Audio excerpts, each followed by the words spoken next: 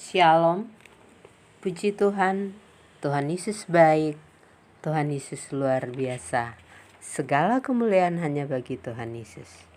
Saudaraku, apa kabar?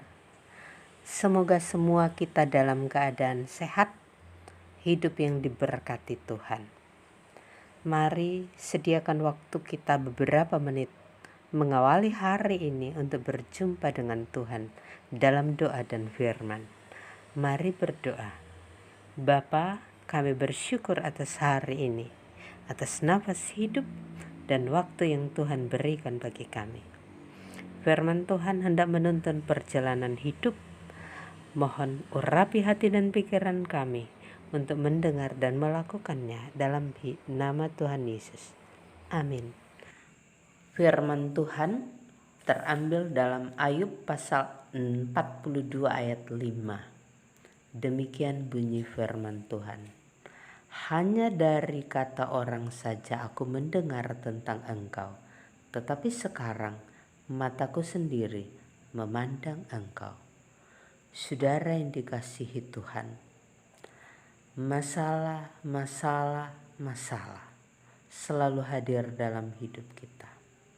Masalah membuat hidup menjadi tertekan, membuat orang menderita. Banyak yang tidak bisa keluar dari kesulitan, dari masalah hidup. Akibatnya hilang pengharapan. Saudaraku, firman Tuhan saat ini membawa kita untuk mengenal kehidupan seorang Ayub yang dihimpit dengan permasalahan hidup, dengan penderitaan dalam hidupnya. 4 masalah besar yang dihadapi seorang Ayub. Masalah perekonomian, ekonomi keluarga. Saudara, harta benda Ayub habis. Lembunya habis, keledai betina dirampas oleh orang Seba. Kambing domba disambar api dari langit. Unta dirampas oleh orang Kasdim. Penjaga-penjaga terbunuh. Ayub berada pada titik nol, tidak punya apa-apa. Harta benda ekonominya habis. Belum selesai masalah itu, menghadapi duka cita mendalam. Meninggalnya 10 orang anak dalam waktu dan tempat yang sama. Rumah tempat mereka mengadakan pesta itu roboh menimpa mereka karena angin ribut. Saudara, duka cita yang mendalam dialami keluarga Ayub.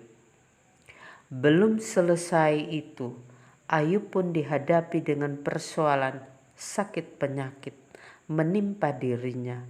Dia menderita penyakit barah yang busuk dari telapak kaki sampai kepalanya. Saudara yang dikasihi Tuhan, masalah datang beruntun dalam hidup Ayub, membawa penderitaan yang sangat mendalam bagi dia. Seorang yang kaya, seorang yang saleh, sekarang tidak ada lagi yang bisa dibanggakan. Semuanya sudah habis. Yang tinggal adalah istrinya.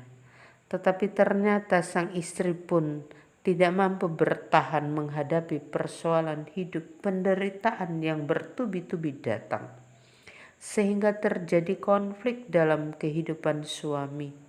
Istri meminta Ayub untuk mengutuki Allah karena ternyata dia menghadapi penderitaan dan pergumulan yang tidak pernah habis. Istri tidak mendukung Ayub untuk tetap beriman kepada Allah. Saudara yang dikasihi Tuhan, bagaimana seorang Ayub, seorang suami, seorang ayah, seorang yang dikenal saleh menyikapi persoalan ini, menyikapi masalah dan penderitaan ini. Ternyata dia tetap kokoh, dia tetap beriman pada Tuhan.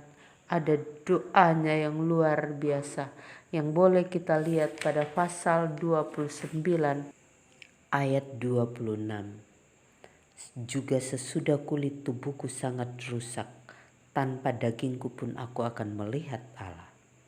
Saudara, satu doa yang sungguh-sungguh, doa yang lahir dari pergumulan yang amat dalam, doa yang lahir dari iman, dari seorang Ayub.